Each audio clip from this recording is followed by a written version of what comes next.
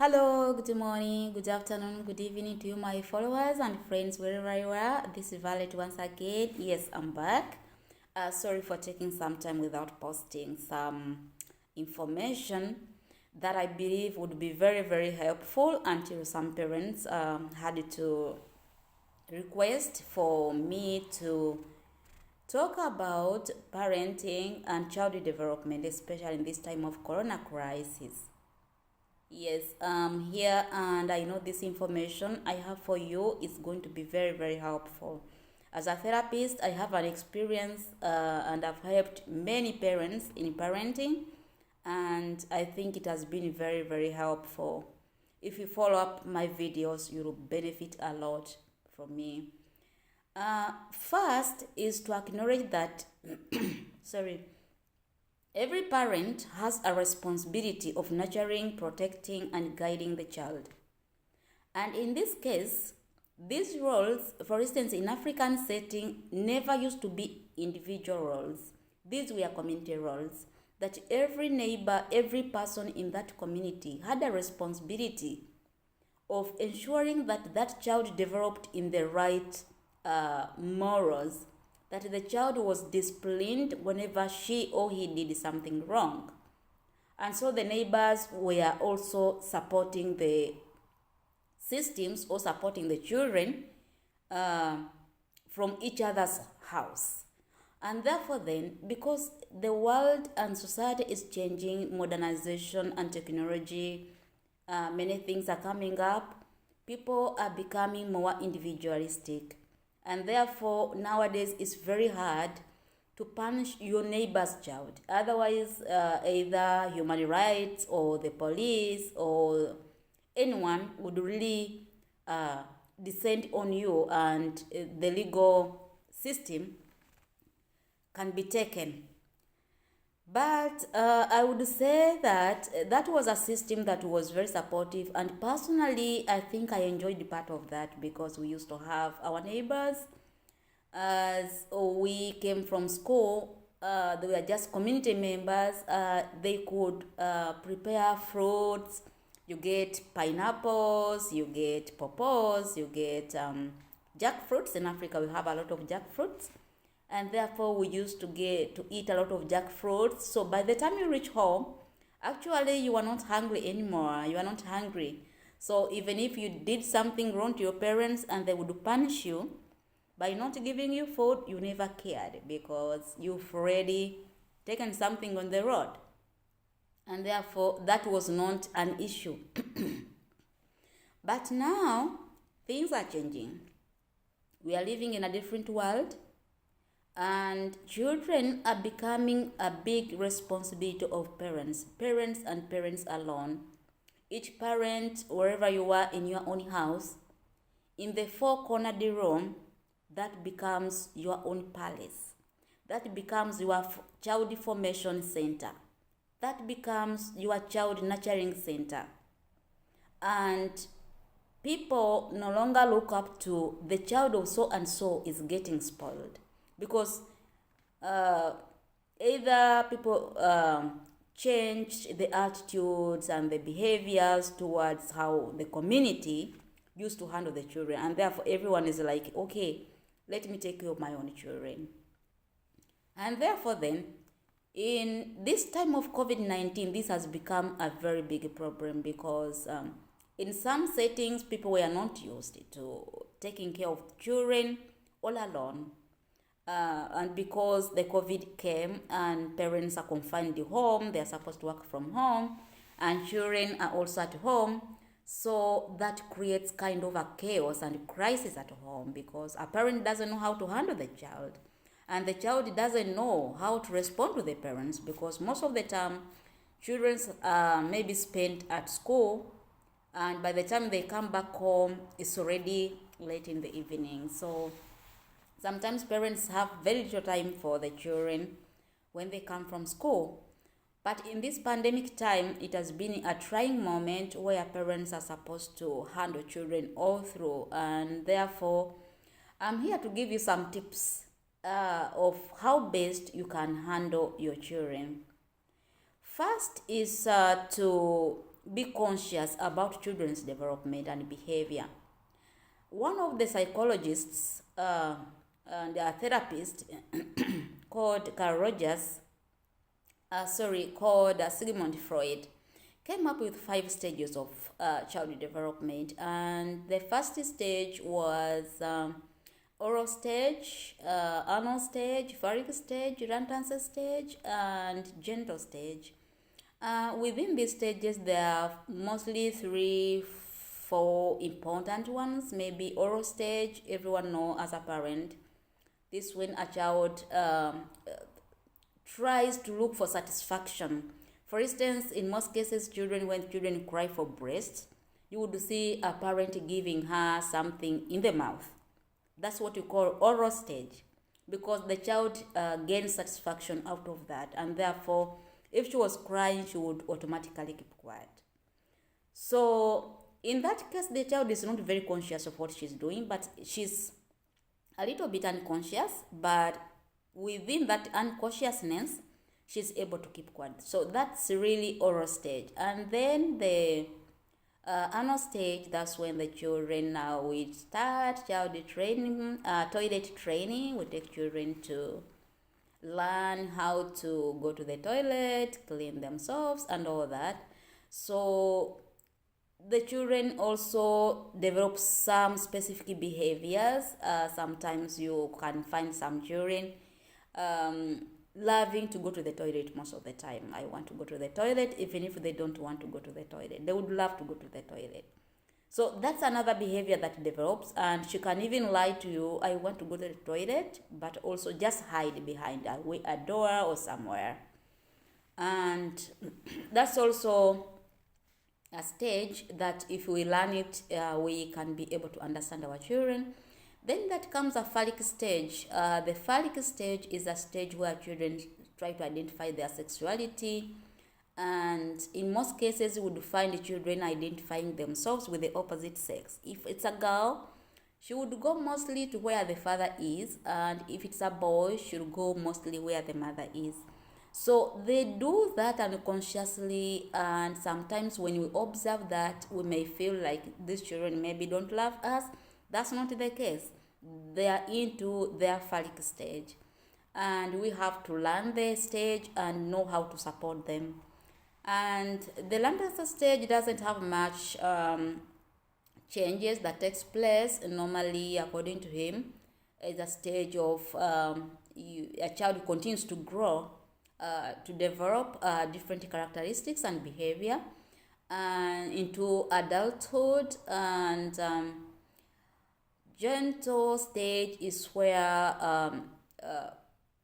we believe that a child grows more into adulthood, and mostly maybe is dominated by sexuality or sexual behavior.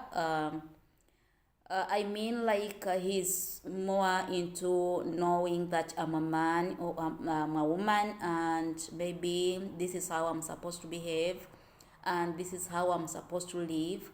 So all that characterizes sexuality. And therefore then we come back to parenting. How do you respond to these children's behavior, these children's new responses to life? Many psychotherapists believe that the way we handle the children as they grow up, it contributes the formation of their personality in the future. If the child was trying to identify maybe parts of his body and he was beaten, most of those children would grow up in an embarrassing kind of personality. They will develop inferiority complex. So these are the children, sometimes you find they have grown up, but they cannot still express themselves because they feel like, okay, maybe my body is bad, or I'm not supposed to do 1, 2, 3, or things like that. And that's why, as a therapist, I really recommend the parents that whenever you're trying to form your child, giving instructions, please remember to keep your voice a little bit calm. Get your child, talk to your child, and make sure that whatever you say is consistent. Because clever children would always come back to you and ask you and say, yesterday you said this and now you are changing. So you always have to defend your words. So avoid defending your words by keeping your words cool and consistent. Repeat what you said, but of course, before you speak to your child, you have to reflect. Is it something that you want your child to register into his mind? So that's a very important point to look into. So as we continue to nurture, protect, and guide our children, there are so many areas that we need to pay attention to. And this is now what you call positive parenting. Positive parenting is a process through which parents pay more attention to their children to learn their characteristics, behaviors, and therefore know them better and know how best to help them. So some of the things or some of the tips here for positive parenting involves listening to your children's words. Listen to what your child is saying. Here we talk about a child of 0 to 1 or 2 years, 3 years, 4 years. If you have that kind of a child at home, even if a children hums in her bedroom, kindly try to repeat the humming and maybe try to replace the humming by words. So the child will learn the sounds. The child will learn, oh, so my humming can create some words. Take time to play with your child. Your child needs a lot of attention. Your child needs you. It is only through play therapy that you will be able to identify the aggressive behaviors of your child. And therefore, if you are to seek counseling, if you are to seek child counseling, do it as early as possible. Some children are not able to play with others calmly. Some children can express aggressive behavior. And some of the aggressive behaviors may be due to not having enough time maybe to play, to express themselves, or to release the inner energy that is inside. And that's why it is very important that a child gets around 2 to 3 hours of playing. Play therapy is very, very important for the child. Another thing I would recommend for those who know how to sing for your child. Play an instrument for your child. These small babies who are sleeping, we may think that they do not understand, but they understand. When you play an instrument, it's a very, very important element in child's brain development. So we always encourage parents, even those who are having children with the kind of incapacities or children with having some issues with the development, use a lot of instruments to stimulate your child's brain. So he will wake up. The brain will wake up and start functioning positively. Take time also to listen to what your child says, as I said earlier, or take time to read. You can take time to read for your child. Get a novel or get something, a storybook. Take time to read for your child.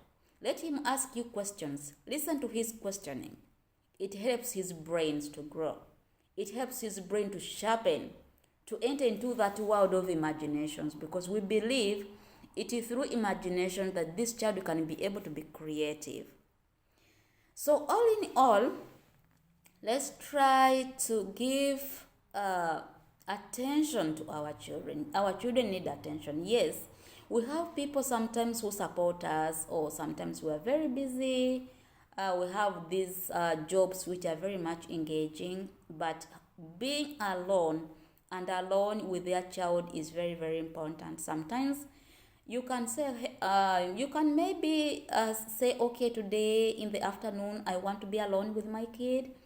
It's very important because you happen to learn your child behavior, and because by the time you come to realize in the future, it will be too late. You cannot change something that a child developed sometimes in childhood. So that's why now I encourage you to look into what I've just called positive parenting. Taking time to play with a child, sing to your child, read for your child. Try to give your child enough time to play and observe the metaphor where the child is playing, which type of instruments does he want. Some children would love to play with the guns, others would love to play with trains. You observe and know my child is really going astray or is okay. And that really helps in child developmental stages and personality formation. So sometimes you find parents, when the children have already grown up, when the parents are crying, kindly I would request you that don't reach that time of crying. Start now, give time to your child, learn your child, know how your child behavior is, and that is really going to save you a lot of money that you would spend when your child as a teenager started drugs. Because most children, you would find them nowadays, some children who lacked good parenting, either into drugs or they're into, of course, drug addictions, and maybe they're not so much useful, and that's really, really hurting as a parents, because that's not what we wish for every parent. Every parent would wish to have a child who is a good citizen of a country, a child who is contributing socially, economically, politically to his or her country. So let's sit down and reflect at the times that we have ignored our children, we have not listened to them, and try to correct our mistakes. So today I'll stop here. I want to thank you again. Thank you so much for listening to me. And the next video, watch up to the next video, I'll talk about child development and safety, and this is very, very important, so that children do not have to think about suicidal behaviors in future, stress management. They'll be able to have stress management, depression management, and a child will be very constructive, and that will give you joy. Thanks parents who have listened to me, and thanks everyone who has listened to me. Positive parenting and child development are very, very important. Bye bye. Don't forget to subscribe, listen, comment. Have a nice evening. Bye bye.